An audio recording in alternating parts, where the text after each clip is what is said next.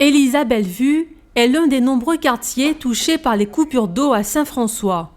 Dimanche, le précieux liquide étant à nouveau disponible, Lucienne a pu refaire des réserves. Elles sont d'autant plus indispensables que son mari a des problèmes de santé. Il doit être régulièrement baigné. Elle sait que ce moment de répit ne va pas durer. Si par exemple, ce matin, on se réveille avec de l'eau, on se réveille avec de l'eau ce matin, mais vers 10 heures, plus d'eau. Et dans la nuit, on peut rester 2 jours sans eau et le lendemain, 2 jours après, à 3 heures du matin, 2 heures du matin, l'eau arrive. Et si tu ne fais pas attention, à 8 heures du matin, tu n'as plus d'eau. Et lorsqu'on a des personnes âgées, pour nettoyer tous les jours, avec l'odeur de pipi surtout, à la maison, et puis voilà, pour faire le repas et tout ça, et à chaque fois qu'on coupe l'eau, on doit aller chercher de l'eau en bouteille. Et on doit payer la facture aussi de Sogea aussi. Alors, ce n'est pas intéressant du tout. Pour Angèle, c'est le jour de lessive. La pression étant suffisante, elle a pu faire fonctionner la machine à laver et surtout remplir des récipients. Le plus dur est de se fournir en bouteilles d'eau potable neuve. Je ne peux pas me déplacer, madame. Si je vais quelque part sans ambulance, je suis malade, je suis en invalidité.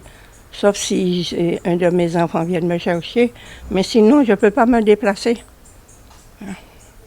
Ni mon mari aussi, moi je suis malade et lui aussi. Angèle et Lucienne ont en commun d'être mal informées, notamment sur les raisons de ces dysfonctionnements. Il faut dire que plusieurs facteurs sont à l'origine de ces interruptions. C'est un désordre qui est lié aux sabotages qui ont eu lieu il y a plus d'une dizaine de jours maintenant et qui ont des conséquences sur les communes, toutes les communes d'ailleurs, pas que Saint-François, la Désirade, Sainte-Anne, le Moule, Gosier en particulier, à partir des sabotages qui ont eu lieu sur le réseau principal d'adduction de Capesterre-Belle-Eau. Les gens ne le croient pas, mais la dure réalité, c'est celle-là. Bien sûr, il faut l'additionner à des problèmes techniques liés au nettoyage des filtres des usines, parce qu'il a beaucoup plu, et les barrages ont limité l'accès à ces usines-là. Les employés ont difficilement pu travailler, et il y a eu des ruptures de pression, plus des canalisations qui ont cédé, plus des travaux à des hauteurs qui ne sont pas achevés, mais qui vont dans le bon sens. Des bouteilles d'eau fournies entre autres par le conseil départemental et la communauté d'agglomération La Riviera du Levant sont disponibles gratuitement à la base nautique de Saint-François. Les Saint-Franciscains sont invités à venir récupérer des packs, 2 par foyer, car les élus ne peuvent pas se rendre dans tous les quartiers.